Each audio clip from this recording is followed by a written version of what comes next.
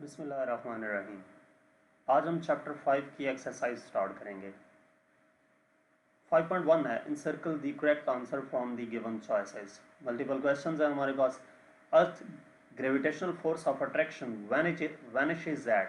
अर्थ की जो gravitational force of attraction है वो कितने डिस्टेंस पे जाके, कितनी हाइट पे जाके ख़त्म हो जाती है। तो अर्थ की जो ग्रेविटेशनल फोर्स है वो किसी भी पॉइंट पर जाकर ख़त्म नहीं होती, ग्रेजुअली डिक्रीज ज़रूर करती जाती है, लेकिन वो ख़त्म नहीं होती। इस वजह से इसको क्या नाम देंगे? इन्फिनिटी का नाम देंगे।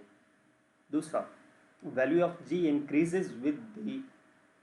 जी की वैल्यू किस तरह इंक्रीज करती है? Increase in mass of the body, increase in altitude, decrease in altitude, none of the above. तो ये हमने देखा था कि जो जो डिक्रीज होता है, हाइट जो जो कम होती जाती है, जी की वैल्यू इंक्रीज होती जाती है। यानी कि हाइट जितनी कम होगी अर्थ के, हम जितना सरफेस के नज़दीक आते जाएंगे जी की वैल्यू इंक्रीज होती जाएगी। Third point, value of g at a height 1 earth radius above the surface of the earth is. ये हमने टॉपिक में फाइंड किया था कि 1 अर्थ रेडियस पे जो surface of above the surface 1 earth radius जहाँ पे h इक्वल टू आर के इक्वल हो जाए, तो वहाँ पे हमने ये फाइंड किया था कि जो g की वैल्यू है वो 1/4g हो जाती है। इसका मतलब क्या है? आपने ये पॉइंट कैसे याद रखना है कि जब 1 अर्थ रेडियस होगा तो 2 का स्केयर आपने 1/2 स्केयर जी कर देना है। अगर 2 अर्थ रेडियस होगा तो 1/3 का स्केयर, 3 अर्थ रेडियस होगा तो 1/4 का स्केयर। ये आपने एक ट्रिक याद रख लेनी है कैसे इसको करना है। 1 अर्थ रेडियस होगा तो 1/2 का स्केयर इंटू जी आएगा। नेक्स्ट है, the value of g on moon surface is 1.6 meter per second square. What will be weight of 100 kg body on the surface of the moon? कि g की value moon की surface पे 1.6 metre पर second square है, wait कितना होगा 100 kg का। तो हम क्या करेंगे, इसको प्रॉपर सॉल्व करते हैं। वेट का formula W equal to m g है। m 100 हमें गिवन है, g की वैल्यू 1.6 गिवन है, इन दोनों को मल्टीप्लाई किया तो 160 आता है। तो इस वजह से इन चारों ऑप्शन में 160 न्यूटन इसका आंसर होगा। उसके बाद फिफ्थ है, the altitude of a geostationary orbits in which communication satellites are launched above the surface of the earth is. वो आल्टीट्यूड जियोस्टेशनरी ऑर्बिट का जिस पे communication satellite above the surface of the earth launch की जाती हैं वो 42300 kilometre है। ये आपने वैल्यू याद रखनी है। The orbital speed of A low orbit satellite is. Low orbit satellite हमने फाइंड किया था 8000 मीटर पर सेकंड या 8 किलोमीटर पर सेकंड था, जो आर्टिफिशियल सैटेलाइट की हमने वेलोसिटी फाइंड की थी। अब हम एक्सरसाइज इसकी स्टार्ट करते हैं कि जो शॉर्ट क्वेश्चंस हैं, मल्टीपल क्वेश्चंस के बाद शॉर्ट क्वेश्चंस हैं। What is mean by the force of gravitation? The force due to which every body in the universe attracts every other body is called gravitational force. कि वो force जिस वजह से इस universe में मौजूद हर दो ऑब्जेक्ट्स के दरमियान फोर्स ऑफ अट्रैक्शन मौजूद है, उसको क्या नाम देंगे? फोर्स ऑफ ग्रेविटेशन का नाम देंगे। This force of attraction between two bodies is directly proportional to product of their masses and inversely proportional to square of the distance between them. कि वो जो फोर्स ऑफ अट्रैक्शन है दो bodies के दरमियान वो डायरेक्टली प्रोपोर्शनल होगी उन दोनों ऑब्जेक्ट्स के मैसेज के प्रोडक्ट के, और इनवर्सली प्रोपोर्शनल होगी उन दो ऑब्जेक्ट्स के दरमियान जो डिस्टेंस है उसके स्क्वायर के। 5.3, do you attract the earth और the earth attracts you? Which one is attracting with the larger force, you और द अर्थ? क्वेश्चन ये पूछा गया है कि अर्थ आपको अट्रैक्ट कर रही है या आप अर्थ को अट्रैक्ट कर रहे हैं, और कौन सी इन दोनों में से, मतलब आप या अर्थ, कौन ज़्यादा फोर्स से अट्रैक्ट कर रहा है? तो इसका आंसर, जैसे कि ऊपर हमने बयान किया, ग्रेविटेशनल फोर्स के यूनिवर्स में मौजूद कोई से भी दो ऑब्जेक्ट्स एक दूसरे को अट्रैक्ट कर रहे होते हैं। तो यहाँ पर आप अर्थ को अट्रैक्ट कर रहे हैं और अर्थ भी आपको अट्रैक्ट कर रही है, लेकिन अर्थ का मैस आपसे काफ़ी ज़्यादा है, इस वजह से अर्थ ज़्यादा फोर्स से अपनी तरफ आपको अट्रैक्ट करती है। 5.4, what is a field force? Field force क्या है? The gravitational pull of the earth acts on the body whether the body in contact with the earth or not. This force is called field force. यानी कि जो gravitational, जो अर्थ का पुल है अर्थ हर object को अपनी तरफ खींचती है, ये जो उसकी खसूसियत है, इस वजह से वो हर बॉडी को अपनी तरफ अट्रैक्ट करेगी ग्रेविटेशनल फोर्स की वजह से, चाहे वो बॉडी अर्थ के साथ इन कांटेक्ट है या नहीं। तो इसको हम क्या नाम देते हैं? फील्ड फोर्स का नाम देते हैं, उस ग्रेविटेशनल पुल को फील्ड फोर्स का नाम देते हैं। 5.5 why earlier scientist could not guess about the gravitational force. जो अर्लियर साइंटिस्ट थे वो ग्रेविटेशनल फोर्स के बारे में गेस क्यों ना कर सके कि ग्रेविटेशनल फोर्स भी कोई मौजूद है। The earlier scientist never thought about the bodies falling toward the earth. शुरू में साइंटिस्ट को ये मालूम ही नहीं था कि जो ऑब्जेक्ट्स होते हैं वो अर्थ की तरफ अट्रैक्ट होते हैं। ये तो बाद में न्यूटन ने फाइंड किया था कि जो ऑब्जेक्ट्स हैं अर्थ उनको अपनी तरफ अट्रैक्ट करती है। The early scientists never tried to solve the mystery why planets revolve around the sun. जो शुरू में साइंटिस्ट थे उन्होंने ये भी कभी जानने की कोशिश नहीं की थी कि जो प्लैनेट्स हैं वो सन के अक्रॉस रिवॉल्व क्यों करते हैं। ये भी बाद में न्यूटन ने इसको सॉल्व किया था। So they could not guess about the gravitational force. इस वजह से न्यूटन के पॉइंट करने से पहले जो शुरू के साइंसदान थे वो इस बात के बारे में जानते ही नहीं थे। इस वजह से वो ग्रेविटेशनल फोर्स के बारे में भी नहीं जानते थे। 5.6 how can you say that gravitational force is a field force. आप कैसे ये कह सकते हैं कि ग्रेविटेशनल फोर्स एक फील्ड फोर्स है। तो gravitational force not only acts on the bodies that are contact with the earth but it acts on every body whether the body is in contact और नॉट। जो gravitational force है वो basically हर object पे apply हो रही होती है, चाहे वो ऑब्जेक्ट अर्थ के साथ इन कॉन्टैक्ट है या एयर में मौजूद है, वो दोनों पे अप्लाई हो रही होती है। It decreases as we go away from the centre of the earth, so we can say it is a field force. और ये जो ग्रेविटेशनल पुल है, जो ग्रेविटेशनल फोर्स है, वो क्या करती है? डिक्रीज करती है जो जो हम ज़मीन से दूर जाते हैं। तो इस वजह से हम इसको क्या नाम दे सकते हैं? फील्ड फोर्स का नाम दे सकते हैं। 5.7 explain what is mean by gravitational field strength. Gravitational field strength क्या होती है? In the gravitational field of the earth the gravitational force per unit mass is called gravitational field strength. कि gravitational field जो अर्थ की मौजूद होती है, अर्थ की जो ग्रेविटेशनल फील्ड है, यानी कि वो फील्ड जहाँ तक अर्थ ऑब्जेक्ट्स को अट्रैक्ट करती है अपनी तरफ, the gravitational force per unit mass is called gravitational field strength. उस फील्ड के अंदर किसी भी जगह पे हम ग्रेविटेशनल फोर्स फाइंड करें पर यूनिट मास, तो उसको हम क्या नाम देंगे? ग्रेविटेशनल फील्ड स्ट्रेंथ का नाम देंगे। और अर्थ की सरफेस के नज़दीक जो जी की वैल्यू होगी वही ग्रेविटेशनल फील्ड स्ट्रेंथ की वैल्यू होगी, यानी कि ग्रेविटेशनल फील्ड स्ट्रेंथ की वैल्यू क्या आ जाएगी? 10 न्यूटन पर किलोग्राम। ये ग्रेविटेशनल फील्ड स्ट्रेंथ का यूनिट है, न्यूटन पर किलोग्राम। जी की वैल्यू 10 मीटर पर सेकंड स्क्वायर होती है, तो ग्रेविटेशनल फील्ड स्ट्रेंथ 10 न्यूटन पर केजी आ जाएगा। नेक्स्ट 5.8 है Y law of gravitation is important to us. Law of gravitation हमारे लिए इंपॉर्टेंट क्यों है? तो first point, it is the gravitational force between sun and all the 9 planets which make them to move around the sun। ये gravitational force है सूरज और उन तमाम प्लैनेट्स के दरमियान जो कि सूरज के गिर्द या सन के गिर्द रिवॉल्व कर रहे होते हैं। It is the gravitational force between earth and moon which makes moon to move around the earth. ये ग्रेविटेशनल फोर्स ही है जो अर्थ और मून के दरमियान मौजूद है, जिस वजह से मून अर्थ के गिर्द रिवॉल्व करता है। It is the gravitational pull of earth which is responsible for all the rain and snow towards the surface of अर्थ।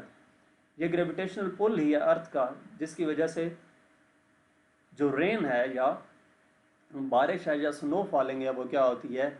अर्थ की सरफेस की तरफ ही आती है।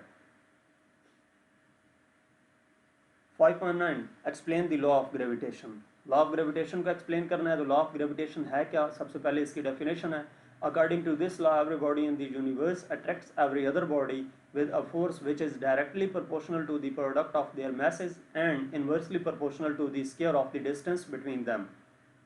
ये डेफिनेशन पहले भी एक्सप्लेन कर चुके हैं कि यूनिवर्स में जितने भी ऑब्जेक्ट्स मौजूद हैं, हर दो ऑब्जेक्ट्स के दरमियान फोर्स ऑफ अट्रैक्शन मौजूद होती है। Force of attraction directly proportional होती है उन दो ऑब्जेक्ट्स के मैसेस के प्रोडक्ट के, और इन्वर्सली प्रोपोर्शनल होती है उन दो ऑब्जेक्ट्स के दरमियान जो डिस्टेंस होता है उसके स्क्वायर के। एक्सप्लेन करने के लिए कंसिडर करते हैं कि दो बॉडीज़ मैसेज m1 और m2 हैं, डिस्टेंस उन दो ऑब्जेक्ट्स के सेंटर के दरमियान d है, तो लॉ ऑफ ग्रेविटेशन के मुताबिक फोर्स डायरेक्टली प्रोपोर्शनल होती है दो मैसेज के प्रोडक्ट के, m1 m2 आ गया, और इन्वर्सली प्रोपोर्शनल होती है उनके दरमियान जो डिस्टेंस होता है उसके स्क्वायर के, तो inversely proportional to square of the distance. Equation 1 और 2 को ऐड किया, मतलब दोनों को हमने कंपेयर किया तो फोर्स प्रोपोर्शनल आ जाएगी m1 m2 by D square के। जब प्रोपोर्शनलिटी का साइन खत्म करते हैं तो f equal to g m1 m2 over D square आ जाएगा। Here g is the proportionality constant. Its value is 6.673 into 10 power minus 11 Newton meter square per kg square. यहाँ पे ये जो लॉ ऑफ ग्रेविटेशन मैंने एक्सप्लेन किया है ये बेसिकली शॉर्ट क्वेश्चन के हिसाब से है। अगर आपके लिए ये क्वेश्चन लॉन्ग आता है तो पीछे जो टॉपिक में डिस्कस हो चुका है वो वाला आपने अटेम्प्ट करना है। 5.10 how the mass of earth can be determined. Mass of earth हम कैसे फाइंड कर सकते हैं। Consider a body of mass m on the surface of the earth. Surface of the earth पे एक बॉडी मौजूद है और उसका मास m है। Let the mass of the earth be me and the radius of the earth to be r। Earth का mass me है और जो अर्थ का रेडियस है वो कैपिटल r है। The distance of the body from the centre of the earth will also be equal to the radius of the earth. तो जो अर्थ के सेंटर से लेकर उस ऑब्जेक्ट तक का डिस्टेंस है वो भी किसकी इक्वल होगा, रेडियस r के इक्वल होगा। और इस ऑब्जेक्ट का जो वेट है वो डाउनवर्ड होगा towards the centre. According to the law of gravitation F equal to G m1 m2 by D square. Law of gravitation के मुताबिक जो फोर्स होती है वो इस फार्मूले के मुताबिक हम फाइंड कर सकते हैं। तो ये जो बैक पे डायग्राम थी उसको ब्लॉक डायग्राम में हमने इस तरह शो किया है कि ये अर्थ है उसका मास m ही है, अर्थ के सेंटर से लेकर ऑब्जेक्ट तक का डिस्टेंस कैपिटल R है और उस ऑब्जेक्ट का मास m है। Hence m1 equal to m and m2 equal to me, d equal to r।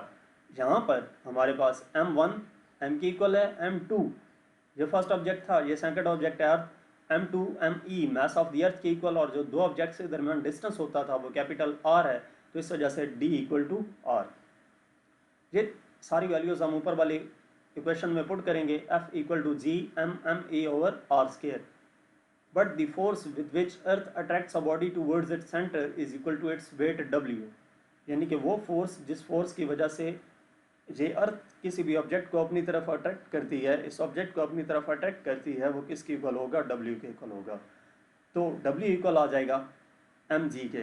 ये बेसिकली फोर्स है जिस फोर्स की वजह से अर्थ इस ऑब्जेक्ट को अपनी तरफ अट्रैक्ट कर रही है। F equal to W equal to mg।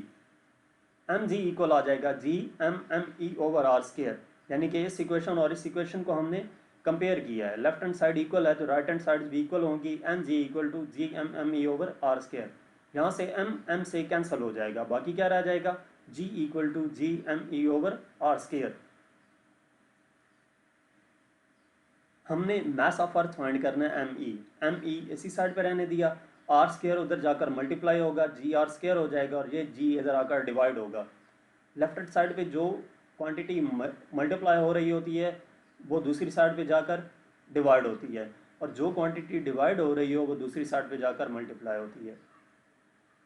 M E equal to G R square by G, left hand side right hand side पे लिख दी और right hand side left hand side पे लिख दी। अब g की वैल्यू 9.8 मीटर पर सेकंड स्क्वायर, r की वैल्यू 6.4 इंटू 10 पावर 6 मीटर और g की वैल्यू कैपिटल G जो ग्रेविटेशनल कांस्टेंट है 6.67 into 10 power -11 newton metre square पर किलोग्राम स्क्वायर।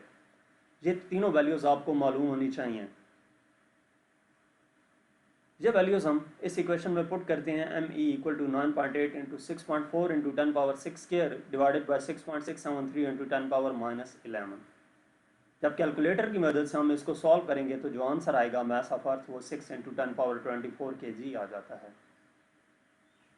नेक्स्ट क्वेश्चन है 5.11 can you determine the mass of our moon, if yes then what you need to know. क्या आप moon का mass find कर सकते हैं, अगर फाइंड कर सकते हैं तो आपको किस चीज़ की ज़रूरत होगी। Mass of the moon can be determined by using the formula M equal to G M R square divided by G. ये हम जो मास ऑफ अर्थ फाइंड कर रहे थे वहाँ पे हमने जब mass of earth values put करने से पहले जो फार्मूला देखा था वो था ME equal to GR² divided by G. तो हम यहाँ पे मून का फाइंड कर रहे हैं, इस वजह से साथ सब स्क्रिप्ट में M लिख दिया, MM equal to GM/r² by G. यहाँ पे इक्वल का साइन आएगा, MM equal to GM/r² by G. तो हमें ग्रेविटेशनल कांस्टेंट की वैल्यू पता होनी चाहिए, capital G। Radius of the moon capital R पता होना चाहिए, और acceleration due to gravity small g की वैल्यू पता होनी चाहिए। यानी कि ये तीन वैल्यूज अगर हमें मालूम हो तो हम mass of the moon find कर सकते हैं। Why does the value of g vary from place to place? g की वैल्यू प्लेस टू प्लेस वेरी क्यों करती है? हमें यह मालूम है कि g इनवर्सली प्रोपोर्शनल है 1/r² के। जी हम पीछे टॉपिक्स में डिस्कस कर चुके हैं, g इनवर्सली प्रोपोर्शनल होता है 1/r² के। तो value of g inversely proportional है square of the radius of the earth के। यानी कि हम जो ऊपर जाएंगे तो अर्थ जो डिस्टेंस होगा अर्थ के सेंटर से वो इंक्रीज करता जाएगा, तो g की वैल्यू डिक्रीज करती जाएगी। 5.13 explain how the value of g varies with altitude. g की वैल्यू वेरी कैसे करती है आल्टीट्यूड के साथ साथ? As we go higher from surface of the earth, the value of g decreases। जैसे पिछले शॉर्ट क्वेश्चन में हम देख चुके हैं कि हाइट से जो ऊपर जाएं तो क्या होता है, g की वैल्यू डिक्रीज करती जाती है। Value of g at height h is given by g h equal to GME/re plus h²। ये किस चीज़ पर डिपेंड कर रही है? ग्रेविटेशनल कांस्टेंट रहता है, मास ऑफ अर्थ भी कांस्टेंट रहता है। ये जो RE प्लस h है इस चीज़ पर डिपेंड कर रही है, radius of earth plus height. Radius of earth भी कांस्टेंट रहेगा लेकिन हाइट चेंज होती रहेगी। हाइट पे डिपेंड करेगा हम कितनी हाइट पे मौजूद हैं, तो उस हिसाब से जो जी की वैल्यू है वो वेरी करेगी। What are artificial satellites? Artificial satellites क्या हैं? Scientist have sent many objects into space, some of these objects revolve around the earth, these are called artificial satellites. कि साइंटिस्ट ने काफ़ी सारे ऑब्जेक्ट्स स्पेस में भेजे हैं, उनमें से कुछ ऑब्जेक्ट्स अर्थ के गिर्द रिवॉल्व करते हैं, उनको हम क्या नाम देते हैं? आर्टिफिशियल सैटेलाइट्स का नाम देते हैं। 5.15 how Newton's law of gravitation helps in understanding the motion of satellites. कि न्यूटन लॉ ऑफ मोशन हमें मोशन ऑफ सैटेलाइट्स अंडरस्टैंड करने में कैसे मदद देते हैं? Newton's law of universal gravitational determines the motion of satellites. जो हम Newton laws of universal gravitation पढ़ते हैं वो हमें क्या देते हैं? मदद देते हैं आर्टिफिशियल सैटेलाइट्स या कोई भी सैटेलाइट्स उनकी मोशन को डिटरमाइन करने के बारे में मदद देते हैं। Enabling scientist to calculate their position and velocity at any instant. किसी भी पॉइंट पे उन ऑब्जेक्ट्स की जो वेलोसिटी है या पोजीशन है वो फाइंड करने में मदद देते हैं। It also controls the motion of aircraft travelling through the solar system to other planets. कि जो एयरक्राफ्ट्स ट्रैवल कर रहे होते हैं किसी भी सोलर सिस्टम में, एक प्लैनेट से दूसरे प्लैनेट में, उनकी वेलोसिटी भी फाइंड करने में मदद देते हैं। तो जो न्यूटन के जो लॉज हैं वो हमारे लिए बहुत ज़्यादा यूज़फुल हैं कि उनकी मदद से हम जो सैटेलाइट्स हैं उनकी वेलोसिटी फाइंड कर सकते हैं। 5.16 है on what factors the orbital speed of the satellite depends. Orbital satellite का जो हमने फार्मूला फाइंड किया था वो उनकी मदद से अगर हम देखें तो orbital speed of satellite depends the value of g at given height. जिस हाइट पे वो सैटेलाइट मूव कर रही है उस हाइट पे जी की वैल्यू क्या होगी, और दूसरा it's value also depends on the altitude कि हाइट कितनी हाइट पे वो मूव कर रहा है। दो चीज़ें, एक वो कितनी हाइट पे ऑब्जेक्ट मूव कर रहा है, सैटेलाइट मूव कर रहा है, और दूसरा उस हाइट पे जी की वैल्यू कितनी है ये डिपेंड करता है। 5.17 why communication satellites are stationed at geo stationary orbits. तो ये हमने टॉपिक में भी डिस्कस किया था और यहाँ पे भी बता रहा हूँ कि communication satellites take 24 hours to complete their one revolution around the earth. कि जो कम्युनिकेशन सैटेलाइट्स होती हैं वो 24 घंटे में एक रेवोल्यूशन कंप्लीट करती हैं, और अर्थ जो है वो भी कंप्लीट करता है एक रोटेशन 24 आवर्स में। यानी कि जो सैटेलाइट जिस पॉइंट पे हमने above the surface of the earth move कर रही है वो क्या करेगी, उसी पॉइंट पे मूव करती रहेगी। These communication satellites appear to be stationary with respect to Earth. इस वजह से वो सैटेलाइट ऐसा लगता है कि with respect to Earth stationary है. It is due to this reason that the orbit of such a satellite is called geostationary orbit. ये वो रीज़न है कि जिसकी वजह से हम कहते हैं कि जो स्टेशनरी सैटेलाइट हैं उनका ऑर्बिट जियो स्टेशनरी ऑर्बिट होता है। तो यहाँ तक चैप्टर 5 के शॉर्ट क्वेश्चंस थे। मज़ीद लेक्चर्स के लिए आप मेरा यूट्यूब चैनल विज़िट कर सकते हैं। Thank you.